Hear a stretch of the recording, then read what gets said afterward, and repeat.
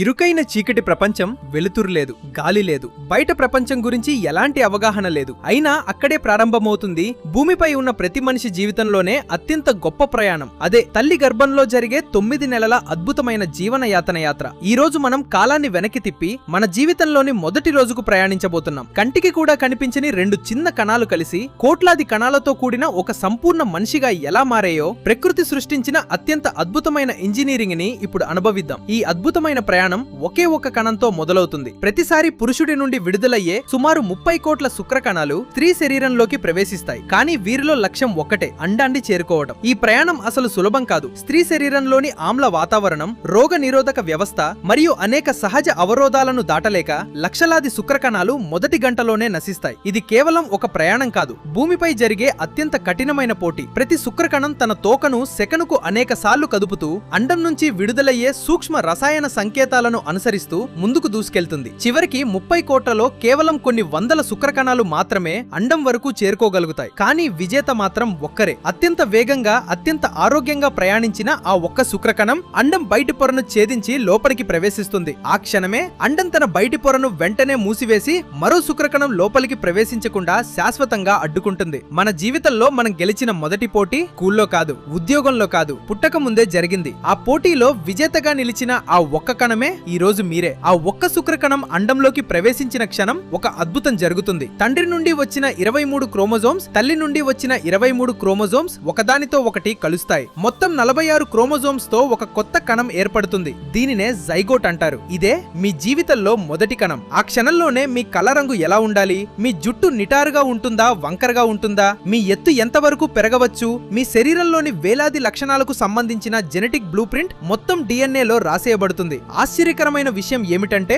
ఈ భూమిపై ఇప్పటి వరకు జీవించిన 800 కోట్ల మందిలో మీ డిఎన్ఏకి పూర్తిగా సరిపోయే మరో వ్యక్తి లేడు. కొత్త జీవితం ప్రారంభమైన కొన్ని గంటలకే ఆ ఒక్క కణం 2గా విడిపోతుంది. 2 4గా, 4 8గా, 8 16గా. ఇలా ప్రతి కొన్ని గంటలకు కణాల సంఖ్య రెట్టింపు అవుతూ ఉంటుంది. కానీ ఆశ్చర్యం ఏమిటంటే ఈ దశలో కణాల సంఖ్య పెరుగుతోంది, కానీ పిండం పరిమాణం మాత్రం దాదాపు పెరగదు. ఎందుకంటే ప్రతి కొత్త కణం ముందు ఉన్న కణాల కంటే మరింత చిన్నదిగా ఏర్పడుతుంది. 3వ రోజు వచ్చేసరికి ఈ చిన్న జీవి దాదాపు 32 కణాలతో కూడిన చిన్న బంతిలా మారిపోతుంది. దీనిని మొరులా అంటారు. కొద్ది గంటల తర్వాత ఆ బంతి లోపల ఒక చిన్న ఖాళీ ఏర్పడుతుంది. అప్పుడు అది బ్లాస్టోసిస్ట్ అనే దశలోకి ప్రవేశిస్తుంది. ఇప్పుడు మొదటిసారిగా ఈ చిన్న జీవి తల్లి గర్భాశయం వైపు తన జీవితంలోని అత్యంత ముఖ్యమైన ప్రయాణాన్ని ప్రారంభిస్తుంది. ఫెలోపియన్ ట్యూబ్ గుండా నెమ్మదిగా ప్రయాణిస్తూ దాదాపు 5 నుంచి 6 రోజుల తర్వాత గర్భాశయ గోడను చేరుకుంటుంది. కానీ ప్రయాణం ఇంకా పూర్తి కాలేదు. ఇప్పుడు అది గర్భాశయ గోడలో తనను తాను బలంగా నాటుకోవాలి.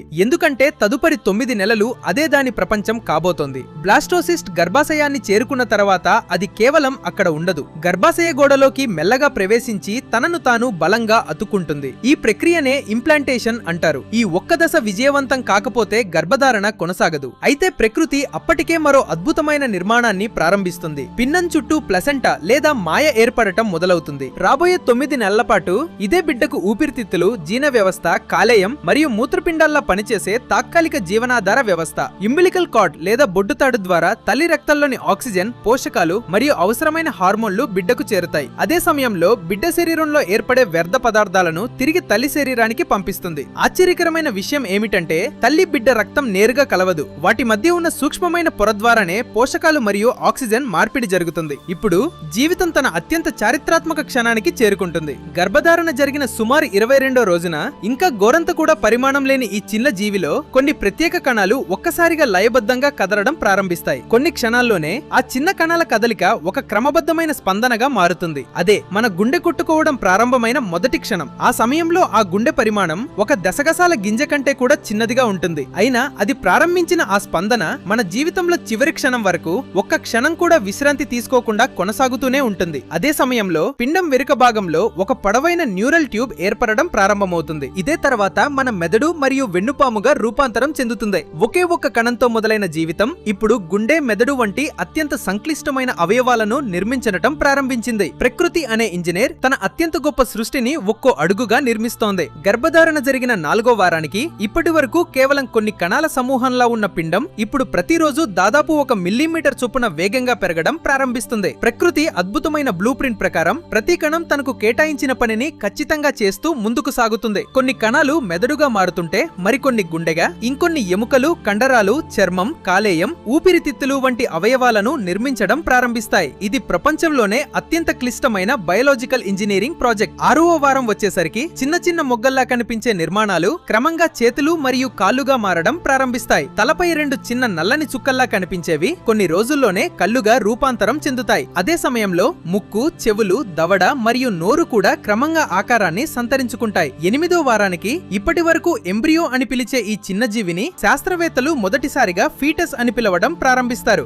ఎందుకంటే ఇప్పుడు అది ఒక చిన్న మనిషిలా కనిపించడం ప్రారంభిస్తుంది. అయితే ఈ సమయంలో మరో అద్భుతం కూడా జరుగుతోంది. శిశువు చుట్టూ ఉన్న ఆమ్నియోటిక్ సాక్ పూర్తిగా ఆమ్నియోటిక్ ఫ్లూయిడ్ తో నిండిపోతుంది. ఈ ద్రవం బయట నుంచి వచ్చే దెబ్బల నుంచి బిడ్డను రక్షించడమే కాదు, స్వేచ్ఛగా కదలడానికి కూడా సహాయపడుతుంది. అంటే శిశువు జీవితంలో మొదటి స్విమ్మింగ్ పూల్ తల్లి గర్భమే. ఇప్పుడు 13 వారాలు పూర్తయ్యే సమయానికి ప్రపంచంలో ఉన్న 800 కోట్ల మంది మనుషుల్లో మరెవరికి సరిగ్గా సరిపోని మీ ప్రత్యేకమైన ఫింగర్ ప్రింట్స్ ఏర్పడడం ప్రారంభమవుతుంది. అదే సమయంలో శిశువు తన చిన్న చిన్న వేళ్లను కదిలించడం, బొటన వేలిని నోట్లో పెట్టుకుని చీకడం, ముఖంలో చిన్న చిన్న భావాలను వ్యక్తం చేయడం కూడా ప్రారంభిస్తుంది. తల్లి ఇంకా బిడ్డను చూడలేదు, కానీ ప్రకృతి మాత్రం ఒక సంపూర్ణ మనిషిని అద్భుతమైన ఖచ్చితత్వంతో తీర్చిదిద్దుతోంది. ప్రతిరోజు, ప్రతి గంటకు, ప్రతి క్షణానికి ఆ చిన్న జీవి మరింత పరిపూర్ణంగా రూపుదిద్దుకుంటోంది. 16 వారాలు పూర్తయ్యే సమయానికి శిశువు చేతులు, కాళ్లు మరింత బలపడతాయి. మొదటిసారిగా తన చేతులను చాచడం, కాళ్లను కదపడం, శరీరాన్ని తిప్పడం ప్రారంభిస్తుంది. మొదట్లో ఈ కదలికలు చాలా సున్నితంగా ఉంటాయి, కానీ 18 నుంచి 20 వారాల మధ్య తల్లి తన బిడ్డను మొదటిసారి అనుభూతి చెందుతుంది. పొత్తికడుపులో ఒక చిన్న సీతాకోక చిలుక రెక్కలు ఆడించినట్టుగా లేదా చిన్న చేప ఈదినట్టుగా ఆ చిన్న కదలికను తల్లి మొదటిసారి ఫీల్ అవుతుంది. ఆ క్షణాన్ని క్రికెనింగ్ అని పిలుస్తారు. ఒక తల్లి జీవితంలో అది మర్చిపోలేని అద్భుతమైన అనుభూతుల్లో ఒకటి. ఇప్పుడు శిశువు పరిమాణం వేగంగా పెరుగుతోంది. 24 వారాలు పూర్తయ్యేసరికి శరీరంలోని దాదాపు అన్ని ప్రధాన అవయవాలు ఏర్పడిపోతాయి. ఊపిరితిత్తులు ఇంకా పూర్తిగా సిద్ధం కాకపోయినా అవి శ్వాస తీసుకునే సాధనను ప్రారంభిస్తాయి. ఇప్పుడు శిశువు జీవితంలో మరో చారిత్రాత్మక క్షణం వస్తుంది. మొదటిసారిగా తన కళ్ళు తెరుస్తుంది. ఇప్పటికీ గర్భంలో పూర్తిగా చీకటే ఉంటుంది. అయినా వెలుతురు ఎక్కడి నుంచి వస్తుందో, చీకటి ఎక్కడ ఉందో స్వల్పంగా గుర్తించగలుగుతుంది. కానీ ఇక్కడితో అద్భుతం ఆగిపోదు. ఈ సమయానికి శిశువు చెవులు కూడా పూర్తిగా పనిచేయడం ప్రారంభిస్తాయి. ముందుగా వినిపించేది అమ్మ గుండె చప్పుడు. రోజుకు 1,00,000 సార్లకు పైగా కొట్టుకునే ఆ గుండె శిశువు జీవితంలో వినిపించిన మొదటి సంగీతం. కొద్ది రోజుల తర్వాత అమ్మ గొంతు, ఆమె నవ్వు, ఆమె మాట్లాడే మాటలు, బయట వినిపించే కొన్ని శబ్దాలు కూడా శిశువు వినడం ప్రారంభిస్తుంది. అందుకే గర్భధారణ సమయంలో తల్లి మాట్లాడిన స్వరం పుట్టిన తర్వాత కూడా చాలా మంది శిశువులు గుర్తుపట్టగలరని పరిశోధనలు సూచిస్తున్నాయి. అంతేకాదు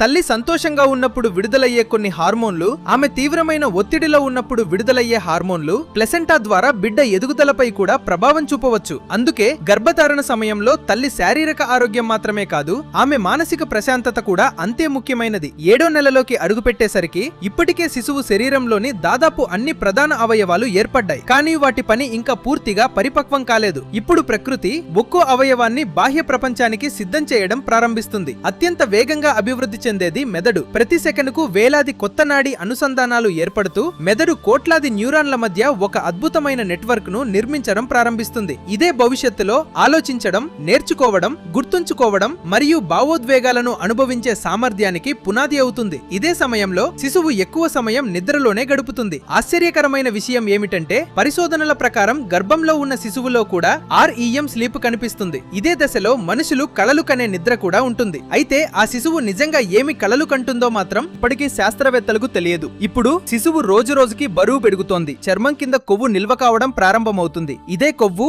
పుట్టిన తర్వాత శరీర ఉష్ణోగ్రతను నియంత్రించడానికి అవసరమవుతుంది. అంతేకాదు ఊపిరితిత్తులు కూడా క్రమంగా పరిపక్వం చెందుతూ మొదటి శ్వాస కోసం సిద్ధమవుతున్నాయి. ఇప్పుడు గర్భాశయంలో స్థలం తగ్గిపోవడం ప్రారంభమవుతుంది. మునుపటిలా స్వేచ్ఛగా కదలలేని శిశువు నెమ్మదిగా తన శరీరాన్ని తిప్పుకుంటూ తల కిందికి వచ్చే స్థితిలోకి మారుతుంది. ఎందుకంటే బాహ్య ప్రపంచంలోకి వచ్చే సమయం దగ్గర పడుతోంది. ఈ సమయంలో తల్లి బిడ్డ మధ్య ఒక అద్భుతమైన బంధం ఏర్పడిపోయి ఉంటుంది. తల్లి గుండె చప్పుడు, ఆమె గొంతు, ఆమె నడక, ఆమె విశ్రాంతి, ఇవన్నీ శిశువుకు ఇప్పుడు సుపరిచితమైన అనుభవాలుగా మారిపోతాయి. దాదాపు 9 నెలల పాటు తల్లి గర్భమే ఆ చిన్నారికి ప్రపంచం. కానీ ఇప్పుడు ఆ ప్రపంచాన్ని విడిచి కొత్త ప్రపంచంలోకి అడుగుపెట్టే సమయం ఆసన్నమైంది. 9 నెలల సుదీర్ఘ ప్రయాణం ఇప్పుడు ముగింపు దశకు చేరుకుంది. గర్భాశయంలో దాదాపు అన్ని స్థలాన్ని ఆక్రమించిన శిశువు ఇప్పటికే పూర్తిగా బయట ప్రపంచానికి సిద్ధమైంది. ఒకరోజు తల్లి శరీరంలో ఒక అద్భుతమైన జీవ సంకేతం ప్రారంభమవుతుంది. ఆక్సిటోసిన్ మరియు ఇతర హార్మోన్ల ప్రభావంతో గర్భాశయ కండరాలు లయబద్ధంగా సంకోచించడం ప్రారంభిస్తాయి. వీటినే మనం లేబర్ కాంట్రాక్షన్స్ అంటాం. మొదట ఈ సంకోచాలు చాలా తక్కువగా ఉంటాయి, కానీ కొద్ది కొద్దిగా వాటి తీవ్రత, వ్యవధి పెరుగుతూ శిశువును జనన మార్గం వైపు నెమ్మదిగా నెట్టడం ప్రారంభిస్తాయి. ఈ సమయంలో గర్భసంచిలో ఉన్న ఆమ్నియోటిక్ సాక్ పగిలిపోవచ్చు. దీనినే సాధారణంగా నీళ్లు పోయాయి అని అంటారు. కొన్ని గంటల పాటు కొనసాగే ఈ అద్భుతమైన ప్రక్రియ తర్వాత చివరికి శిశువు తల మొదటిసారిగా బాహ్య ప్రపంచాన్ని తాకుతుంది. కొన్ని క్షణాల తర్వాత పూర్తి శరీరం బయటకు వస్తుంది. అయితే ఇప్పటికీ శిశువు స్వయంగా శ్వాస తీసుకోవటం ప్రారంభించలేదు. గర్భంలో 9 నెలల పాటు ప్లెసెంటా ద్వారా ఆక్సిజన్ అందుకున్న ఊపిరితిత్తులు ఇప్పుడు జీవితంలో మొదటిసారిగా గాలితో నిండాలి. శిశువు మొదటి శ్వాస తీసుకున్న క్షణంలో ఊపిరితిత్తుల్లో ఉన్న ద్రవం బయటకు వెళ్లి లక్షలాది చిన్న ఎయిర్ సాక్స్ మొదటిసారిగా విప్పబడతాయి. అదే క్షణంలో ఈ ప్రపంచం మొదటిసారి వినేది ఆ బిడ్డ ఏడుపు. ఆ ఏడుపు కేవలం శబ్దం కాదు, జీవితం విజయవంతంగా ప్రారంభమైనట్లు ప్రకృతి ఇచ్చే మొదటి సంకేతం. కొద్దిసేపటి తర్వాత అంబిలికల్ కార్డ్ కత్తిరించబడుతుంది. 9 నెలల పాటు తల్లితో శారీరకంగా కలిపి ఉంచిన ఆ బంధం ముగుస్తుంది. కానీ వారి మధ్య ఏర్పడిన ప్రేమ, ఆ బంధం జీవితాంతం కొనసాగుతుంది. ఒకప్పుడు